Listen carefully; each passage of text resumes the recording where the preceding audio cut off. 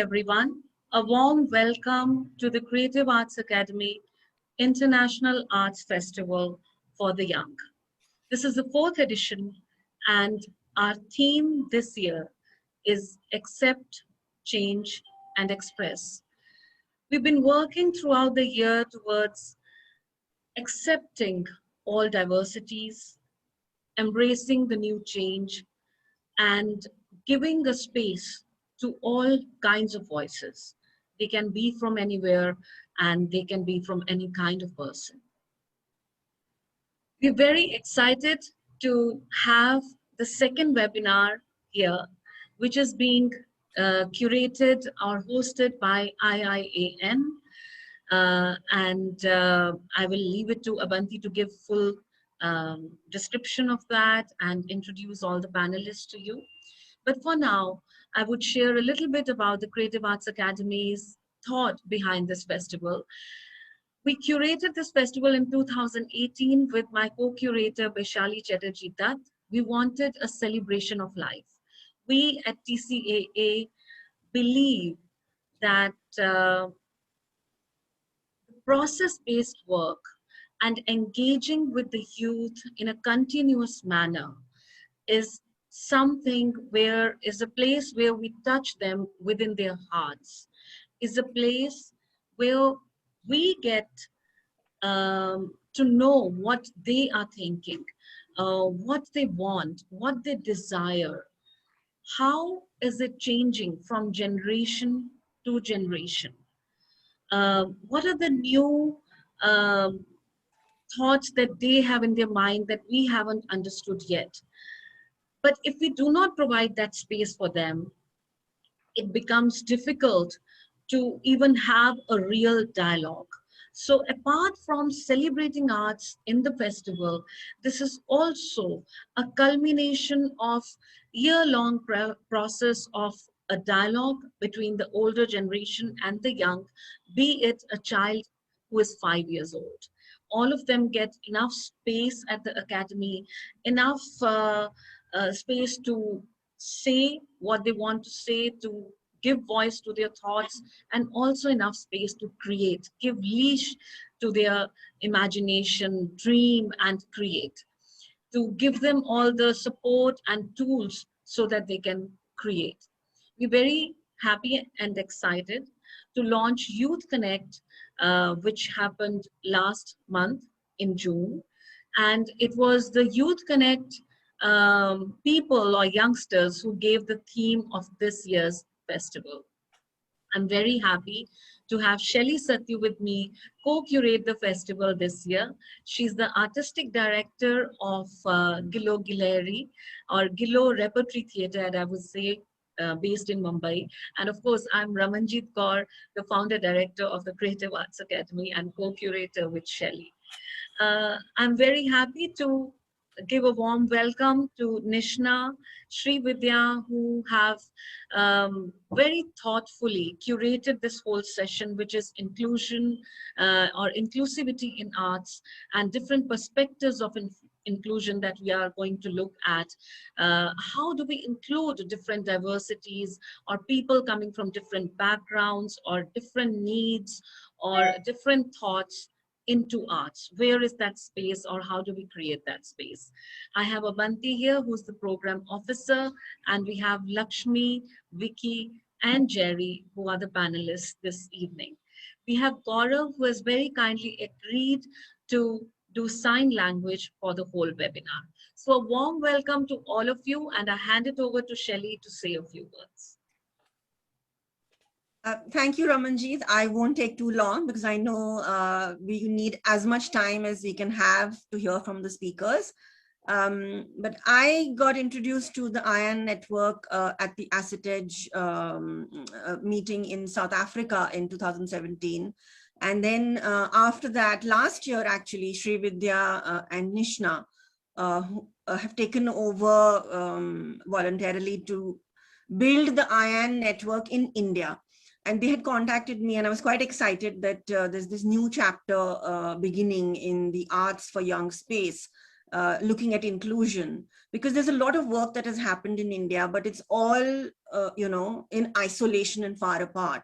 And everybody is all the time recreating the wheel, so to speak. So I was really excited when they said we want to start mapping all the organizations and individuals who are looking at inclusion in its many forms in India. So I'm glad that they're putting together a database. And that's when we were doing this art summit and webinar at Dramebaazi.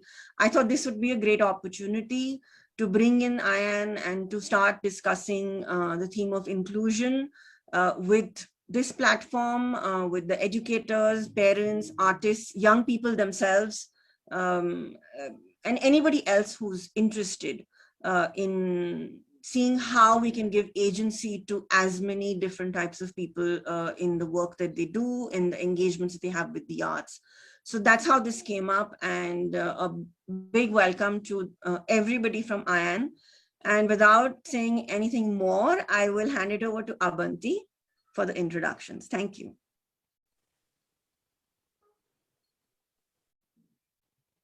Thank you so much, Shelly ma'am and Ramanjit ma'am, for handing it over to me. And without much ado, let me go ahead with the introduction. We have, like I see in my screen, Lakshmi Karunakaran. Welcome. Lakshmi Karunakaran is an educator and communication professional based in Bangalore, India.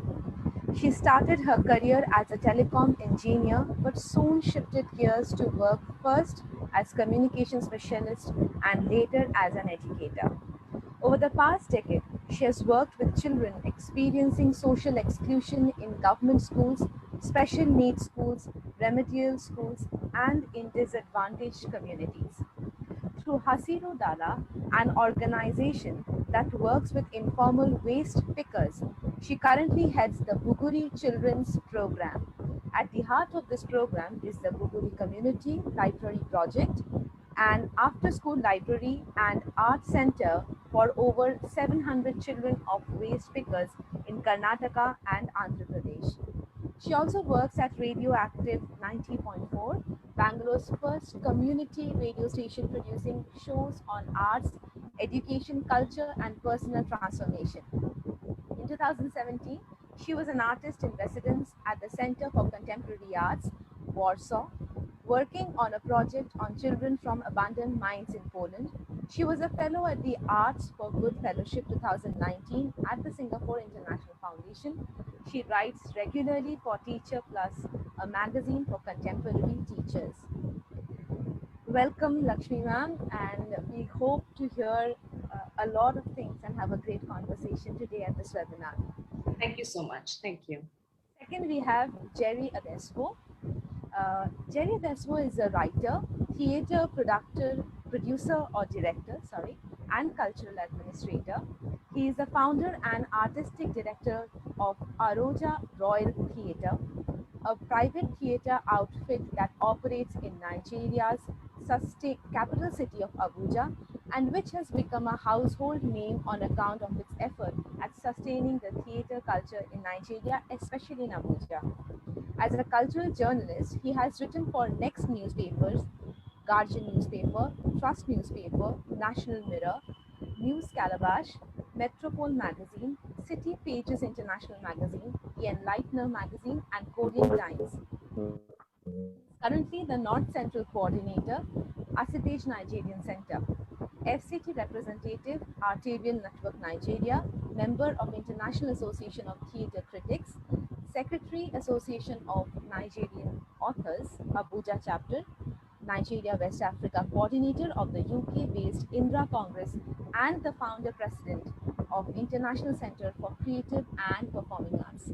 We welcome you warmly at this webinar, sir, and looking forward to this conversation to gain insightful, meaningful things here. Next, we have Vicky Ireland. Vicky trained at the Central School of Speech and Drama, then went to join the newly established Theatre in Education company at the Belgrade Theatre, Coventry, as an actor or teacher. She was the presenter for 12 years of BBC Children's TV, Words and Pictures. As artistic director of Polka Theatre, London from 1988 to 2002, she directed, produced and commissioned new theatre writing for children. For Polka and Watershed Productions, she adapted and directed 6 books by the author Jacqueline Wilson, which toured the UK and published by Nick Hearn Books. She has created productions at East 15 Drama School, Rose Bruford College, and the Central School of Speech and Drama. Television writing includes adaptations of Alan Albuck's Happy Families, books for BBC TV, which received a Writers Guild GB nomination, while the actress Kumiko Mendel, she is co-artistic with the actress Kumiko Mendel, she is co-artistic director of 1,000 Cranes, which creates theatre for children inspired by stories from Japan and Europe. Her book with co-editor Paul Harmon, 50 Best Plays for Young Audience, is published by Aurora Metro Press, with Daryl Beaton. She started IIAN, which became a network of Acetage in 2014. Vicky was awarded the MBE Medal in 2002 for services to children's drama, the first of its kind. She was elected a Fellow of the Royal Society for the Arts in 2008. She is an honorary member of Acetage UK and Acetage International. Welcome, Vicky ma'am, and we look forward to this webinar again. And finally, we have the moderator who will be moderating this event, Nishna Mehta. Nishna Mehta is an MA in Theatre for Young Audience graduate from Rose Bruford College of Theatre and Performance, England. Since 2019, she has engaged in a number of inclusive theatre projects, including creating a digital sensory experience for young people with profound and multiple disabilities and volunteering with the Theatre Shed, an inclusive youth theatre both based in the UK. In 2019, she was chosen to be the Champions Project Lead for the International Inclusive Arts Network. As a part of the project, she has been researching and connecting inclusive arts practitioners from around the world and hosting regular online events to exchange knowledge and perspectives. So here we have all the panelists, and thank you for coming here. I would like to take this moment, Abanti, to request you to kindly play both the videos, the Dramebaazi and IIAN. Thank you. Thank you.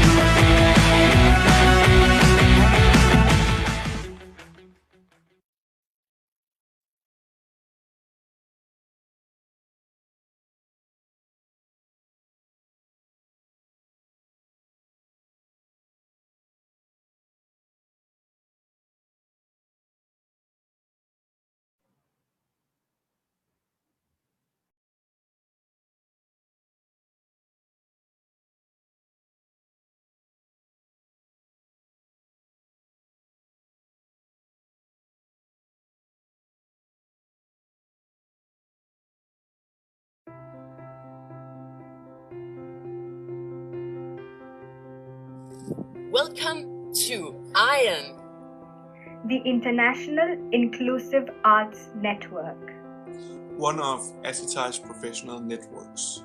A network of sharing and celebration. A global network focusing on inclusion and access. A growing network of learning and developing. A digital space for all people from all places. A space for creatives, artists, individuals, and organizations. A space to think about young audiences. A space to develop strengths and move to a future where all people are included. IIAN, the International Inclusive Arts Network. IIAN, introducing Catch the Wave.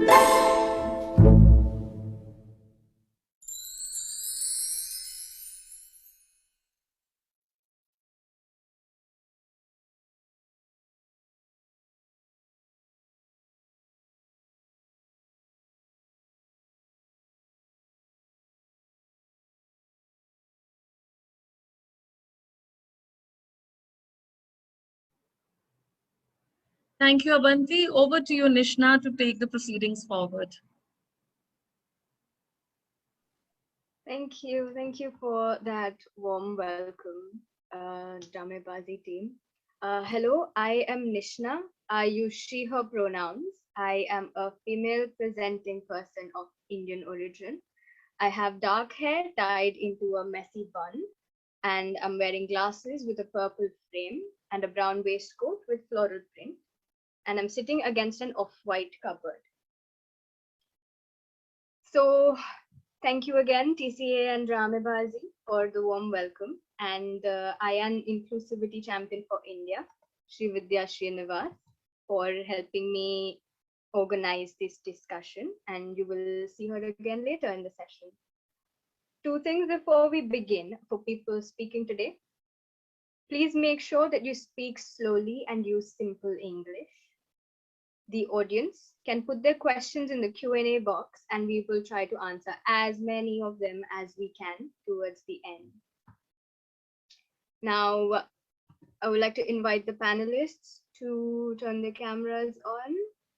And a little note, unfortunately, Jerry is having network problems, so he might be in and out of the session, but I will try to bring him back from on over a phone call if that's possible while he's away. In the meantime, Vicky and Lakshmi, whoever would like to go first, could you please introduce yourselves with your pronouns, audio descriptions, and a little about your initiatives or the organizations you work with?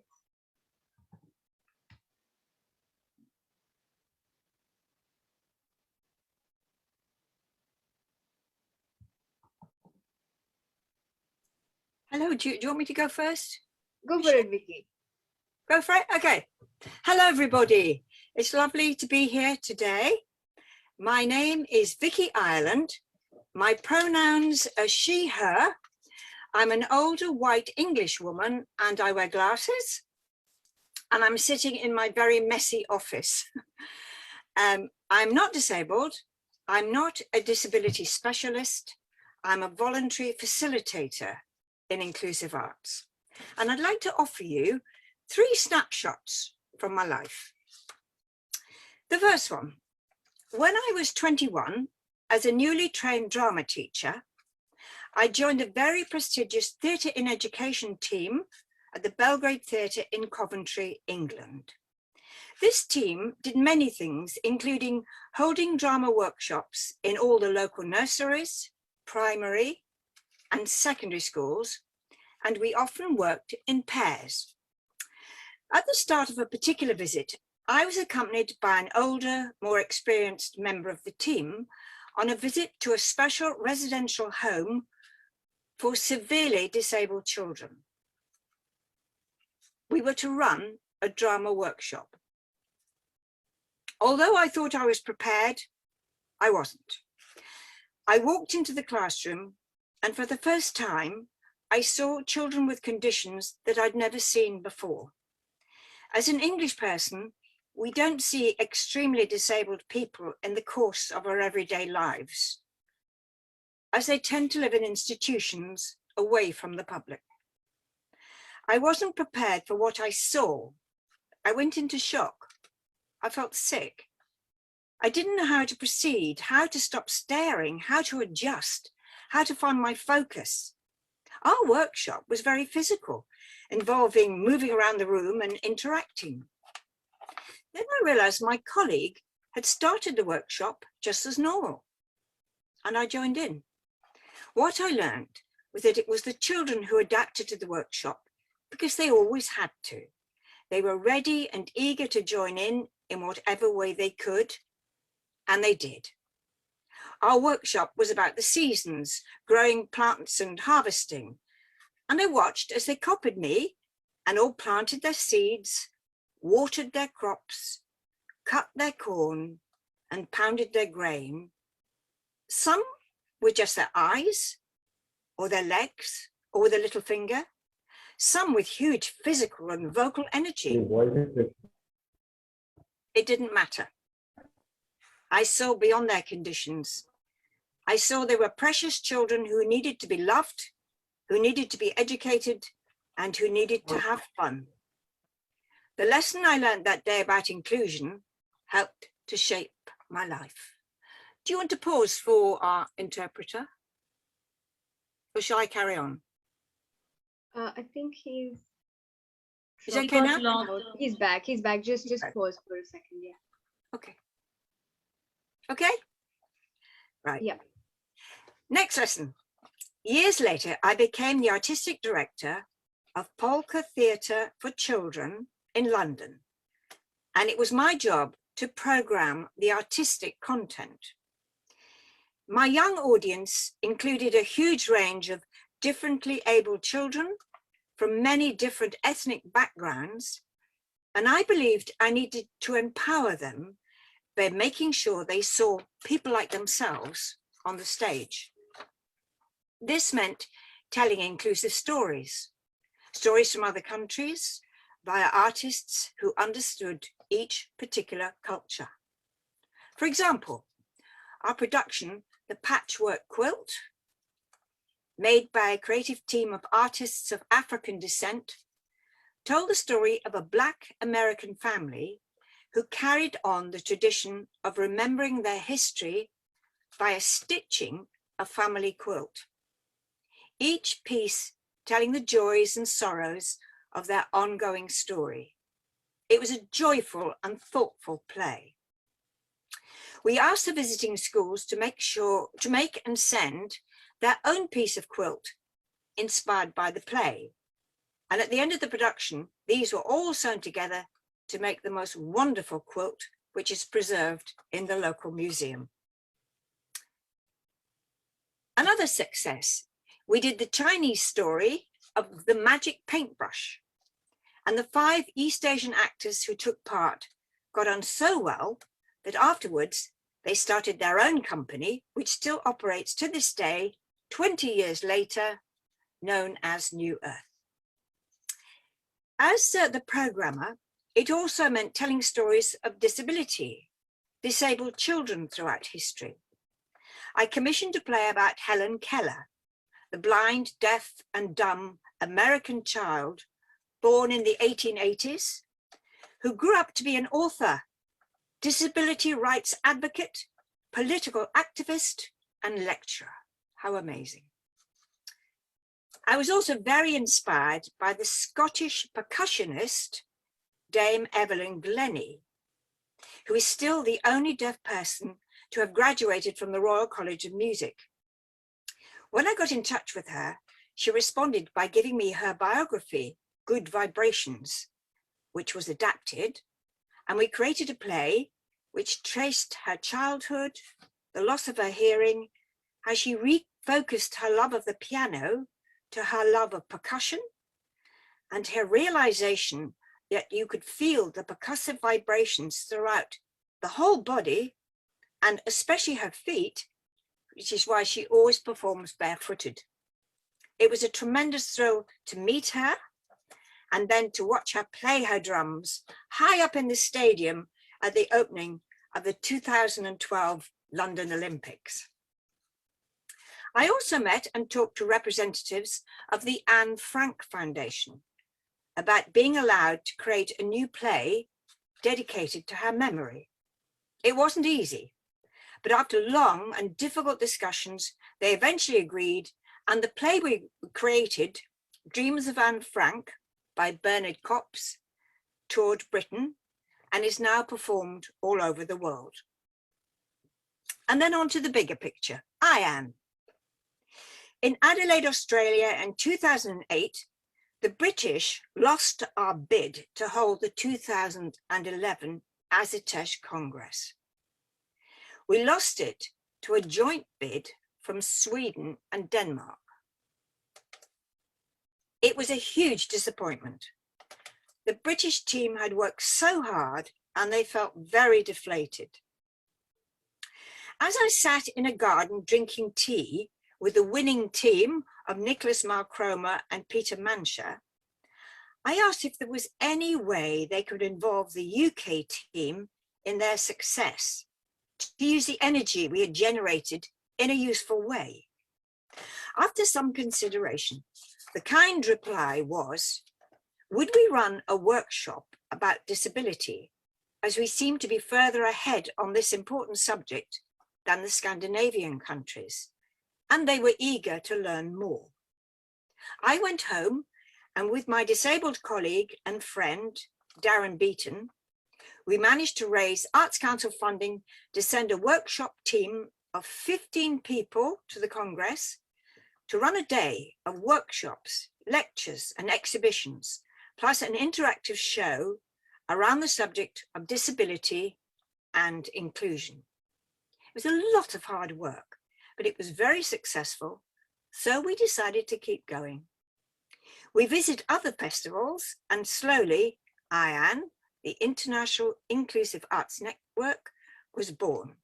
And with the help of many international colleagues, it became recognized as a network of Adesewo in 2014. Inclusion is a huge topic, and we decided to keep our focus on disability arts by establishing our Disability Champions Network, which is run by the wonderful Nishna, with students from Rose Bruford College who are studying for an MA in Theatre for Young Audiences. Their work with the champions has become a module within their studies, and this unique educational package is one of which we are very proud. As you know, the many areas of inclusion overlap, and at some point in the future, we hope to move on to explore some of the other barriers that artists and audiences have to face. Meanwhile, to finish, my advice: don't be afraid of inclusion. Don't worry too much about what to do, how to do it, why to do it, when to do it. I've made a lot of mistakes, but just remember, all children need our love and the stories we can share with them. So be bold, meet some friends, drink some tea, share ideas and start. As Goethe said, whatever you can do or dream you can, begin it. Boldness has genius, power and magic. Thank you for listening. Thank you so much for that, Vicky. Pleasure. And now I would like to invite Lakshmi to share her journey and introduce herself to us first? Yeah, Nishna, would you like me to just introduce myself, but also respond to the Yes, other aspects? Keep going, keep going. Yeah, okay. Tell us your story. Okay, so hi, everybody. I am Lakshmi Karunakaran, and I'm speaking from Bangalore in India. And I go by she, her pronouns. I am somebody in my late 30s. I have dark hair, dark eyes, black eyes. And I'm sitting in a room, which is my study, with a poster behind me, which says the importance of cheap art. So today I'm going to speak a little bit about myself and the work that I do. I started off, like the introduction also said, as in a completely different career, but have moved to working with children and the arts. And over the last 10 years, have been lucky to work with some exciting projects and meet some of the most wonderful children that I have worked with. And I currently work with this organization called Hasiru Dala. And Hasiru Dala is an organization which works with waste pickers, informal waste pickers, who were formerly called rag pickers, but that term is obsolete right now. So waste pickers are one of the most marginalized communities in any city that you see. So they go through an extreme amount of social, cultural exclusion, economic exclusion. And my project over the past 5 years has been looking at working with children from these communities. And our work largely is in Karnataka, which is a southern state in India, as well as Andhra Pradesh, which is also a southern state in India. So yeah, so I'm going to speak a bit about the work that we do in the library. Most of the children are neurotypical, but as you can see, there is exclusion from other aspects, which is mostly political, social, cultural, and economic exclusion. And the communities that I work with are very diverse in terms of the caste, the religion, the languages that they speak, and I'm looking at how are our projects responding to this diversity. So yeah, so at the heart of the program that I am a part of this organization is a community library project, where we work with children of waste pickers. We identify communities where children of waste pickers are there, and open libraries that are open to the entire community. So while the program is looking at children of waste pickers, but the library itself is an open library that includes every child in the community and in the neighborhood. Yeah, so that's something about me. Should I continue to talk about the other projects, or would we come back to that later after Jerry introduces himself? Jerry, he's still trying to reconnect. So yes, you may continue. Okay. And I would just remind, since you've paused, I would like to remind the audience to put in any questions or comments in the Q&A box if they have any so far. Thank you. Yeah, so maybe it'll be worthwhile to give you some idea about what this library project is. It's a library and an art space for children in communities where waste pickers live. And it's an after-school project where children come after school and they are involved. It is a space of interaction with the arts and literature. So it's a space that we look at that is very different from the spaces that they used to, and a space which is vibrant, a space that is safe, a space where they can come for interaction, for engagement, or for refuge. So we started the project with one small library in Bangalore 5 years ago. Now we have 12 libraries across 2 states. And inclusion has been an important aspect of how we imagine the library and the project and the people involved in the project. So when we started the library, it was important to again establish that every voice in the community counts. And one of the most, I think, unheard voice of any community seems to be the voices of the children. Children are not taken very seriously, when they are, something. They are to be not, I mean, their needs are sometimes coming quite not in priority, especially in the communities that we're working with. And it is something that we encountered very, very early on, that here is a community of children who are facing extreme neglect at different levels. And so how does inclusion come as we imagine a space like a library or an art center? Then how do we imagine inclusion? So one of the things I would probably like to share with you some aspects of library or art centers, what are the different aspects and how do we look at inclusion in each of these aspects. One definitely is to be looked at is in terms of space and location. Where are you located in a very physical sense, and also in terms of as a project and an organization, the philosophy of your project and an organization. Where is your location?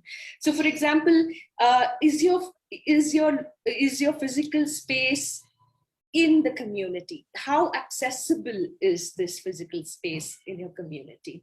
How accessible is for example, it was very important for us that even a 5-year-old child is able to walk to our library independently without having parents to come and drop them and take them back, because parents are not available for tasks like that.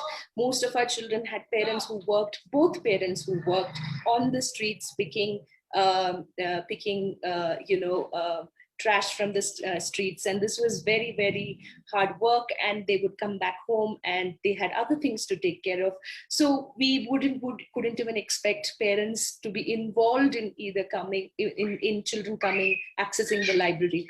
So it was important for us that the location of each of these libraries is in a space where every child could walk into the library. And the way the program has been designed is in a space of being an informal space. So every child who comes to the library is out of his or her own will. It is that child's agency to take the decision whether he or she wants to step into that space or not. So these are kind of the decisions that we had to take at a very early stage. Also to be extremely cognizant of where we stand vis-a-vis this community, this space that we want to interact with. Are we the insider? Are we the outsider? Are we the insider, outsider? Are there overlaps? So these were some of the questions that we were actively involved in and thinking when we thought about inclusion. And where do we stand was very important to understand. So space was one aspect. People who were involved in terms of the children, how do we make it accessible for all children? Given how fragmented some of our communities have become, it was important that every child had their time and space at the library and had access to each one of us who was involved in the library. Even in building the team, it was important to look at how can we have team members who are trained, who come from the community. And that has made a huge difference because I think people, my team members who come from the communities have had a very different level of interaction with children in the community. Even something like looking at a collection of what we have as offerings for children and what is created as offerings by the children as well. How can that space be co-created by everybody is something that we had to think about. Every engagement with a child leads to thinking about what kind of literature, what kind of stories we are offering to the children, what kind of collection needs to come into this space or leave the space, for example. So collection in term was also extremely important for us. How do we curate it? How do we curate it keeping in mind the languages that are there in the community? Each of our communities can, the verbal written languages that exist, they speak more than 4 or 5 languages. So it's possible that the children may not read all the 4 or 5 languages, but we still have those books, and stories are still told in those languages, because it's sometimes so important for women, for children to listen to stories read out in their own mother tongue. So how do we bring inclusion in terms of language, in terms of contexts from which the children come from? Curation in terms of how do we bring books and literature and stories that act both as windows and mirrors for children? How can they see themselves in the stories that they are reading or listening to or experiencing through maybe a play or music? But also, how do they also find these windows where they completely look into an absolutely different world? So that was the aspect of even looking at inclusion through collection of activities, through collection of books and stories that are presented within the library space. And another very important aspect for us has been in engagement, because a large part of our work lies in how we finally engage in these spaces with children, and taking the children along with us. How do we create that space where we are listening to children and understanding what is happening to them at a particular time? And how, as a space, do we respond to that? How do we work with children, especially when children are in a certain kind of crisis? So this has been very, very important to us. For example, in one of the communities where we've had issues with youth violence, and early marriages, child marriages and all of that, one of the things that we had to develop at that place was therapy for children's and for adolescents there. And there is a regular art-based therapy program running. In another library where there was a crisis during COVID of children going back to waste picking and of child labor, we had to curate theater workshops where the children could come and experience something absolutely different from what they were. They were finally from the worlds that they were inhabiting at that point. Inhabiting at that point, and that was again something that they had a space to think about what was happening to their lives. To reflect on what was happening, to process their emotions, to process their anger. And it was imagined as a space of just children to be able to come and process, which is what we would like to be, a space to process. But interestingly, at the end of the workshop, the children actually came up with, co-created this play that spoke about what it means to be a child waste picker, and what it means to be on the roads, and what are their experiences of being on the roads. And it was interesting because for a long time, because we are an NGO, we had to work with the community to stop child labor. We were talking to the parents, and we were talking to the community, and it was not getting too far. But when the children came up with this play and played it to their parents during one of the occasions, that is where children found their voice.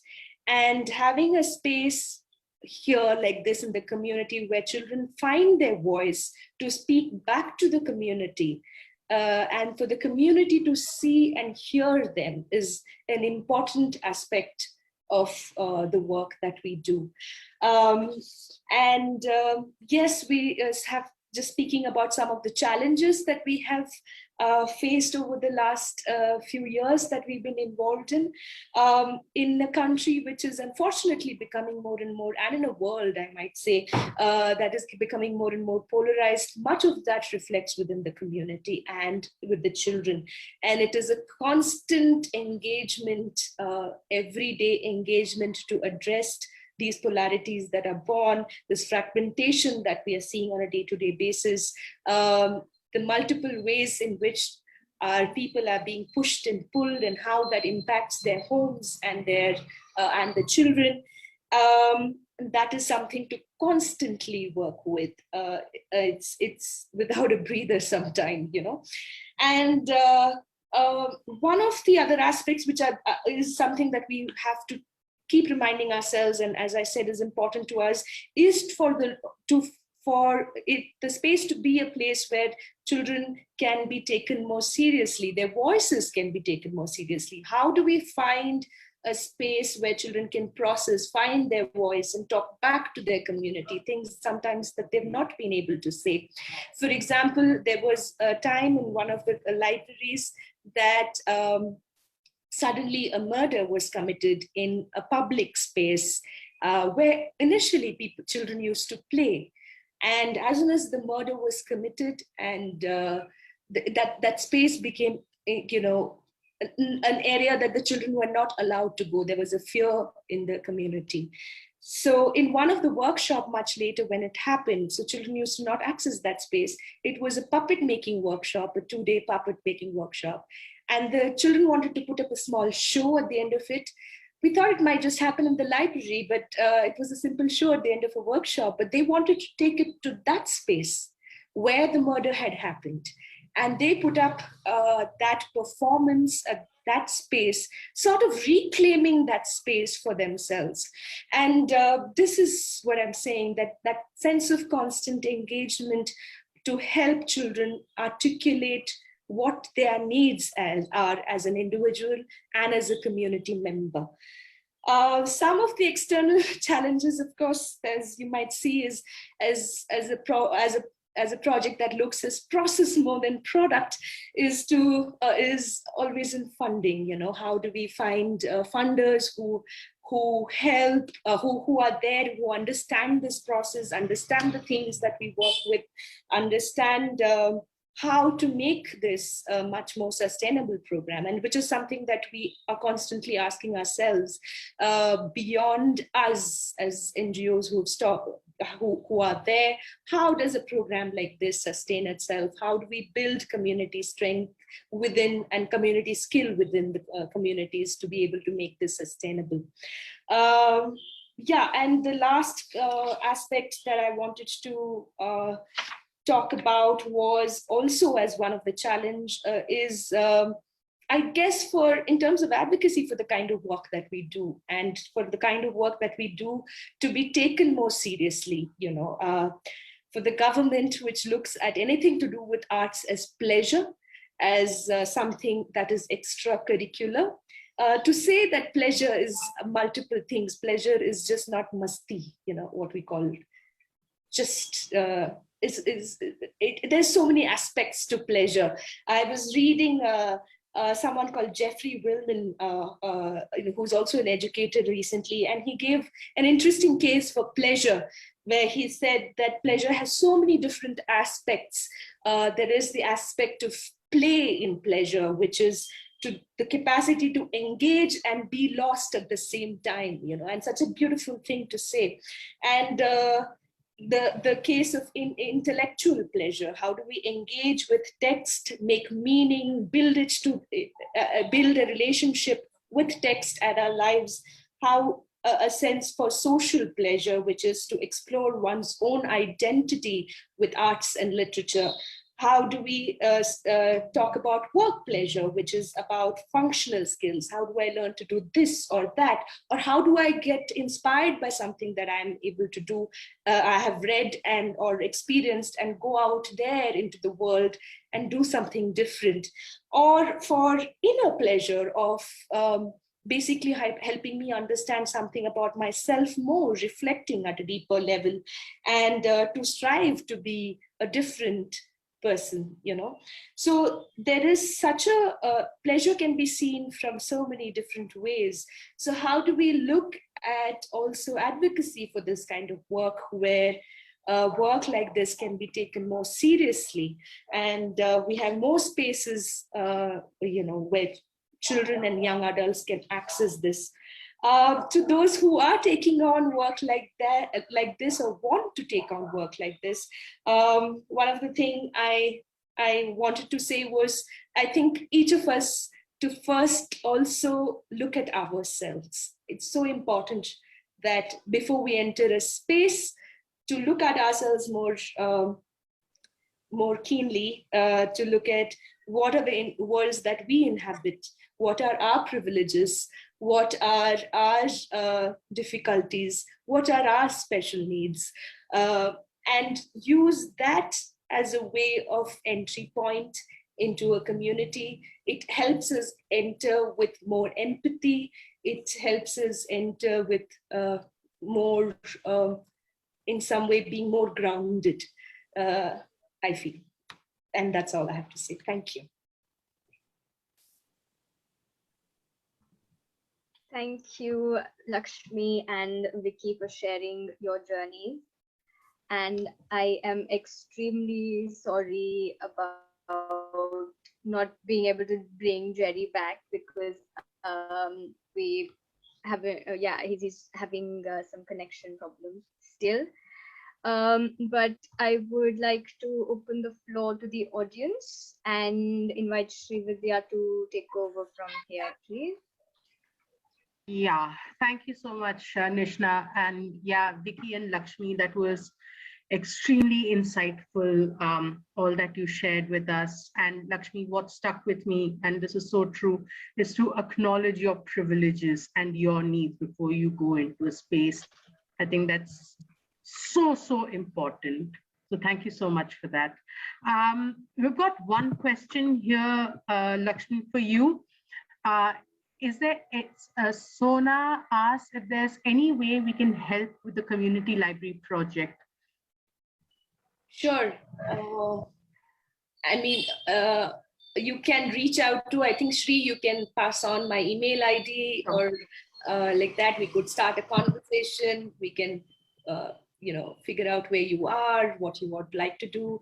Of course, this is the pandemic time, and we've not had external volunteers to come and work. You understand complexities of that for both sides.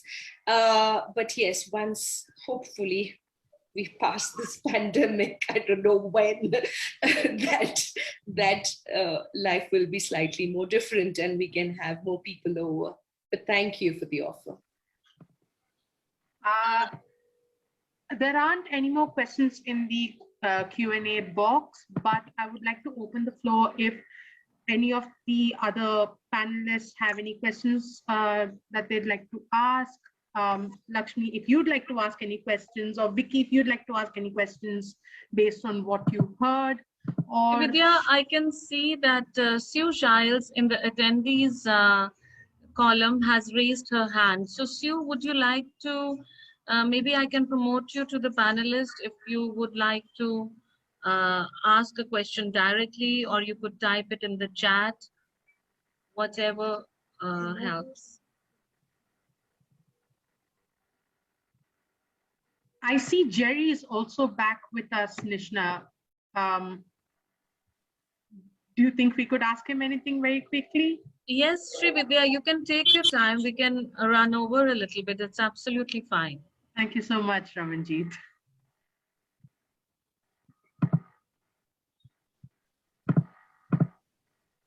Nishna? May I request Jerry to switch on his video if possible? Yeah. And even Jerry. Sue is here, so Sue could. Online. Jerry, we're unable to hear you clearly.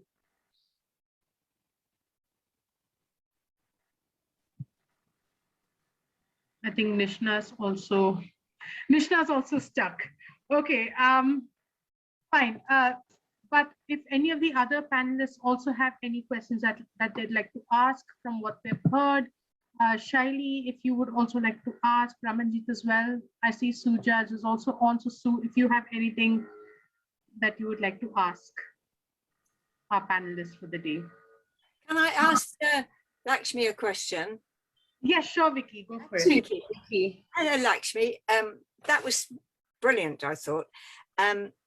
We have very similar problems here about young people's voices, just respect for them and allowing them at the table to discuss their future. I wonder, I'm part of a group that runs a young person's panel on Zoom, and we had to go through very, very difficult safeguarding guidance to allow the young people who are under 16 to do this. Do you have a similar situation, do you know, in India? In terms of guidance, guidelines? In terms of guidelines for digital use, I mean, use of digital devices is that what I'm hearing, Vicky? Well, it's for them to appear on the screen and have a discussion between themselves. Yeah. We have to, yeah, that's what I meant. Yeah. I think Shri might be the right person to answer this, Vicky. Sorry, because we unfortunately I work with a group of children who don't have access too much to digital devices, and I mean this reality is not their reality.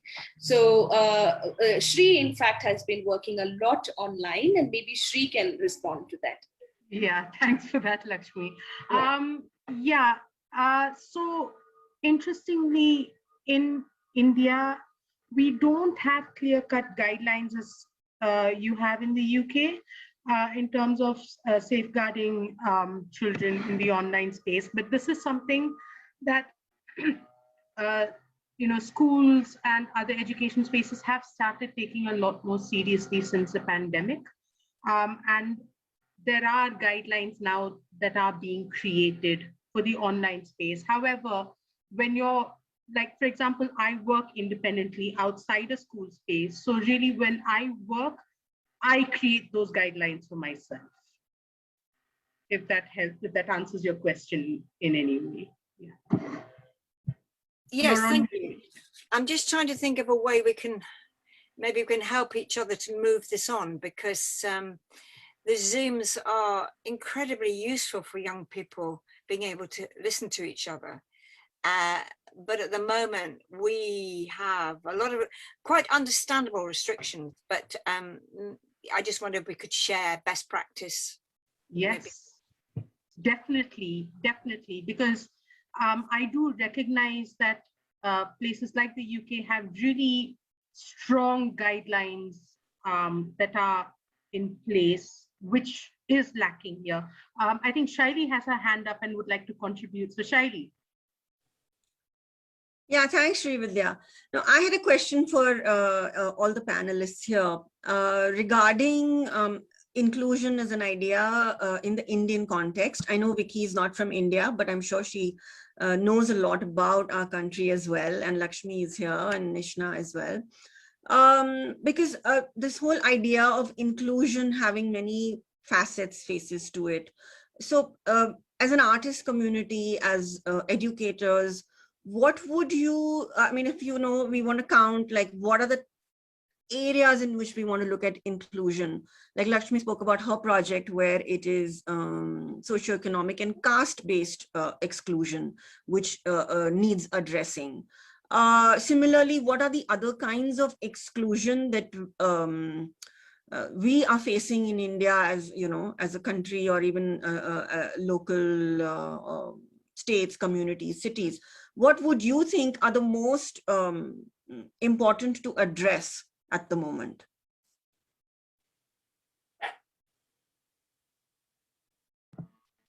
Lakshmi, would you like to take that? Yeah, I mean, immediately, I mean, I would take a little while to put it all together. But what I think, Shaili, is very present for us is people who are going through political exclusion. We've had more and more communities being pushed out or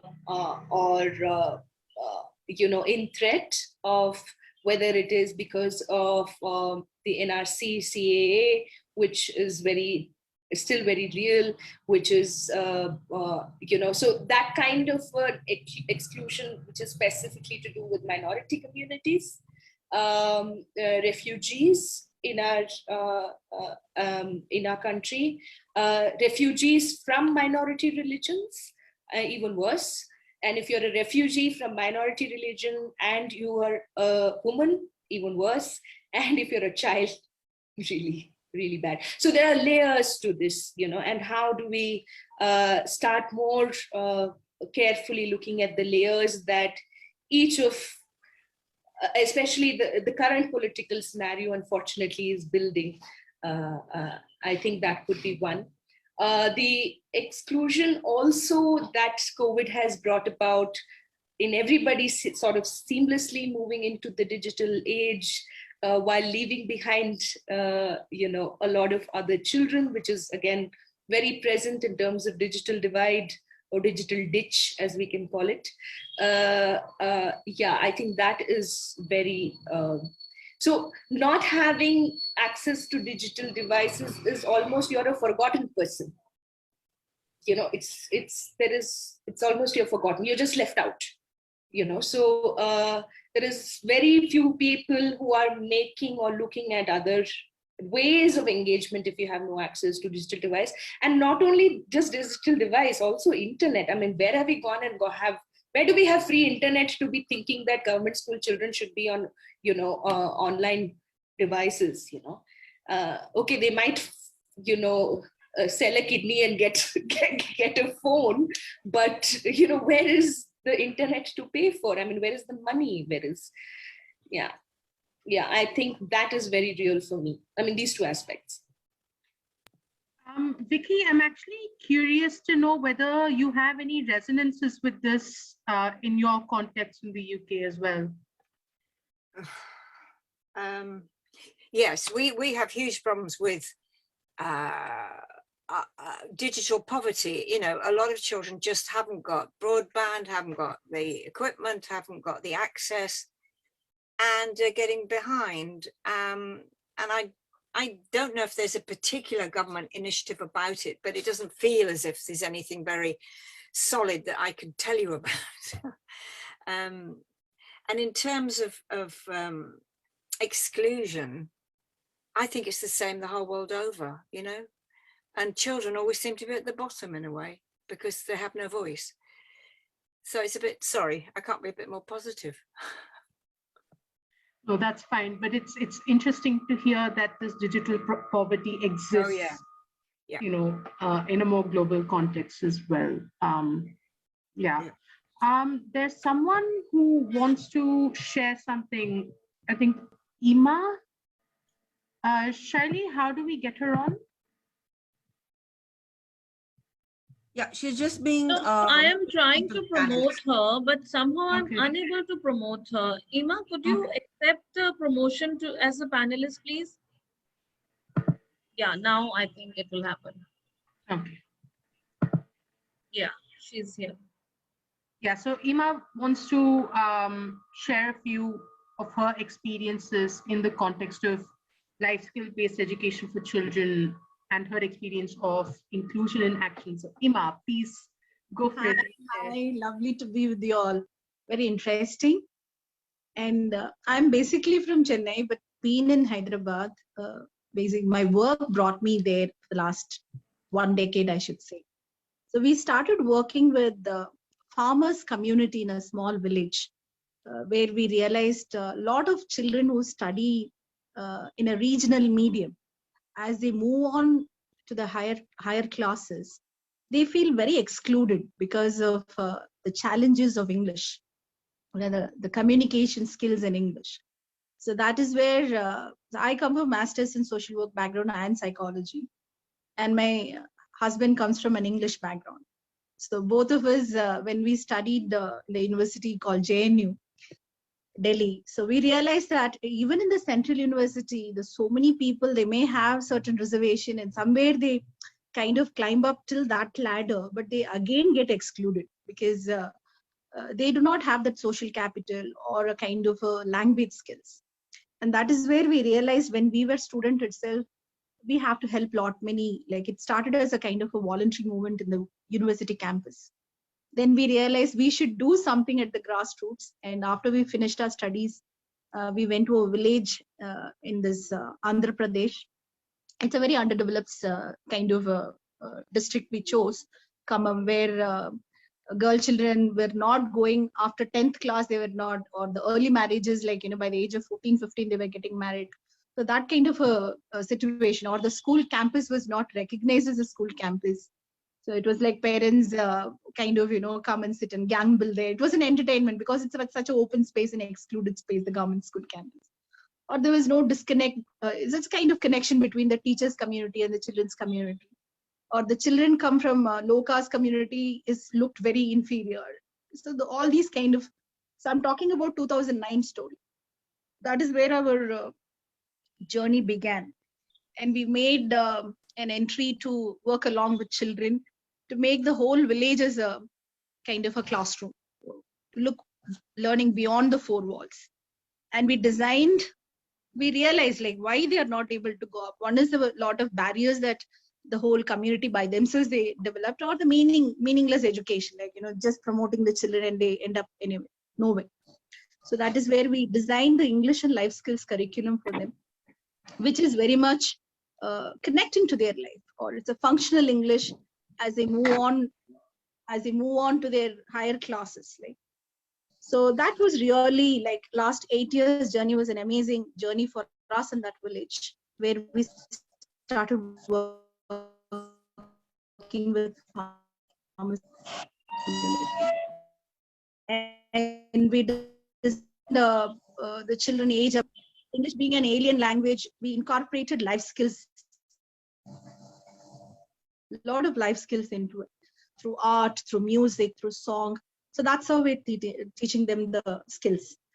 So what outcome it brought in 10 years? So now we can see after 7 generations in the most caste, excluded SC, ST, that is what the Indian social structure caste.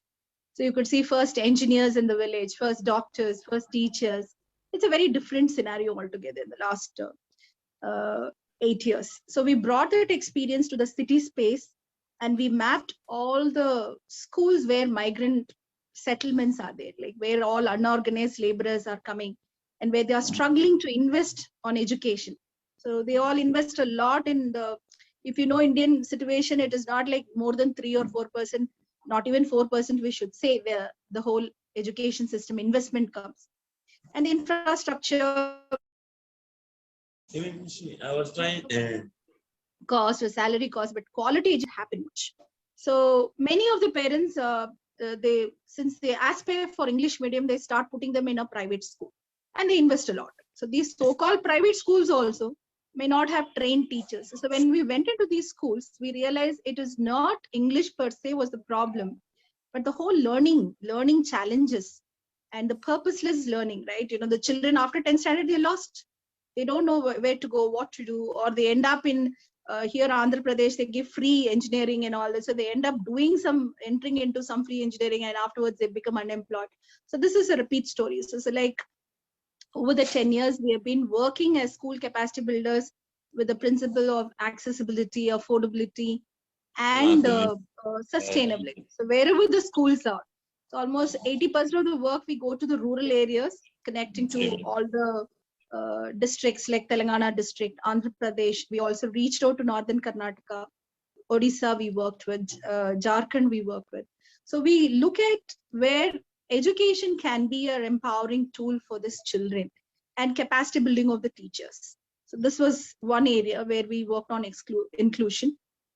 And the second area, last year, COVID, I would say it was a blessing for us in a way to break beyond the boundaries. We started, in fact, working with children in Nigeria also for a short period, 2 months we worked with.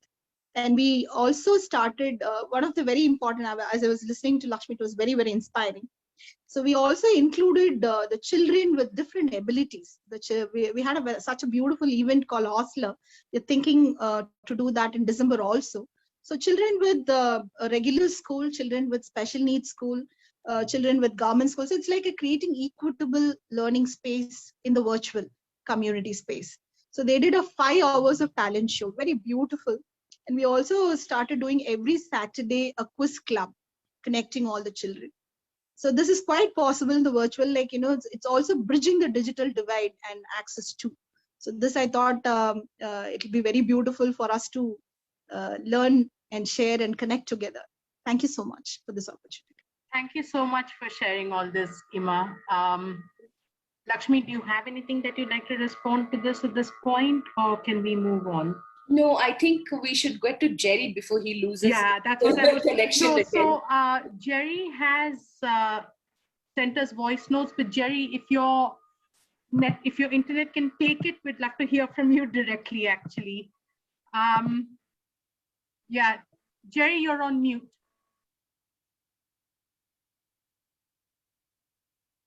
Jerry, you're on mute.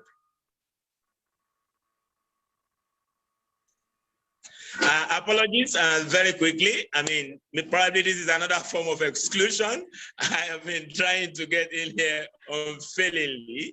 I mean, well done for the Dramebaazi Festival. And very quickly, my position would be that, I mean, Nigeria is not excluded from this issue of the challenges of inclusive arts. And I think that probably it's even a lot, difficult here achieving inclusion for so many reasons. Part of the perspectives from this end, of course, is that of the fact that in the Nigerian literary space, art and theater especially is appearing a bit too elitist in nature. So it is only those who have the means who could access art, who could access theater. And so some of the things we have done, because of time, I will just leave it quickly to that, is to take theater to those who should access it. I mean, there are a lot of people who access theater today who are not really lovers of theater, but they have the means. And those who have love of theater, who want to see theater every day of their life, if possible, they don't have the means.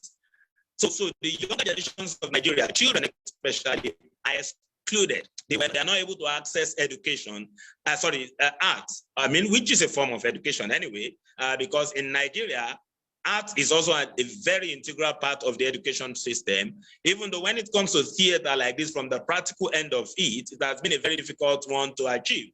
But for independent theater practitioners like us, we have gone the extra mile of ensuring that when we have productions, especially those which are tailor-made, specifically put together for the benefit of young audience, we ensure that we take them around the schools, both for young people with disabilities and for those who are not with disability. For instance, during the COVID, the shutdown, if you check on our website, on our YouTube, for instance, we started a storytelling session, which we have been having prior to pandemic. But during the pandemic, we needed to move to the digital platform. But there we encounter another level of exclusion, because some of those we want to target don't have access to phones, they don't have access to Android phone, to laptops. So it is only those who could access it, which was the reason why for most of our productions, when we do productions in this part of the world for young audience,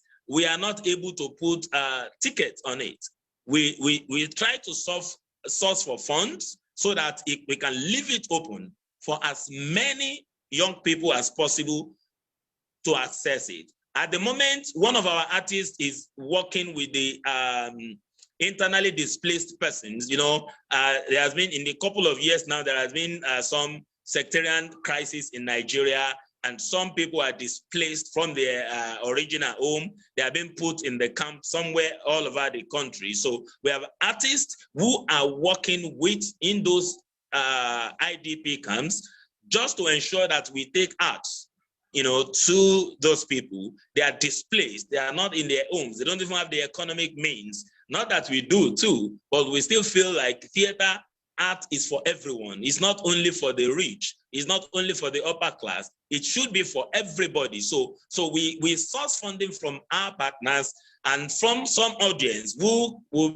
I mean, what a Robin Hood kind of approach, you know, where we make the rich pay for the poor, and then we take the theater to them at no fee, at no taking. So inclusivity of art in our theater in Nigeria, I must say, is on the upward, I mean, you know, movement, because of the consciousness that is being created now, you know, just to ensure that theater is taken to everyone and everyone is able to access theater. You know, you have issues of the religious challenges, you have the issues of the social class, like I mentioned. For the religious challenges, for instance, some part of Nigeria, some persons are not even able to practice theater because of, you know, so we have these forms, different forms of exclusion in different, you know, places. But as independent theater practitioners, we are doing all we could do to ensure that, you know,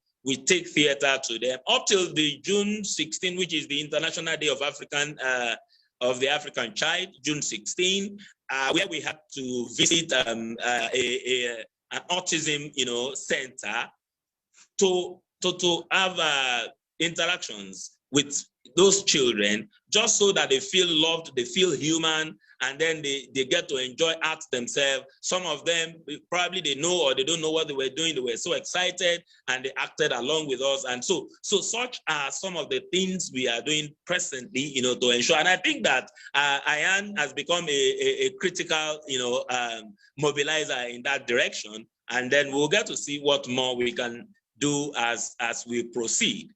Unless there is a question, I think I'll just leave it at that, since I know that time is, you know, far spent. Thank you so much for that, Jerry. I'm really glad that we finally got you and heard from you. Yeah. So thank you so much.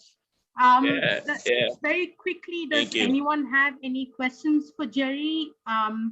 Otherwise, we've gone really over time, so we should really close soon as well. Yeah. Yes, Okay. Srividya, I agree. So maybe if everyone, if they want to share anything before wrapping up, it would be lovely, and then we can wrap it up, because we have another event after this. Yeah. So thank you all so much. Thank you to all three of you, Lakshmi, Jerry, and Vicky, for being a part of this and really starting this discussion. Because this is only the beginning in India. This is really only the beginning of this conversation in India, and we have a lot more that we need to, you know, talk about and open up into just unpack in terms of what inclusion means for us here.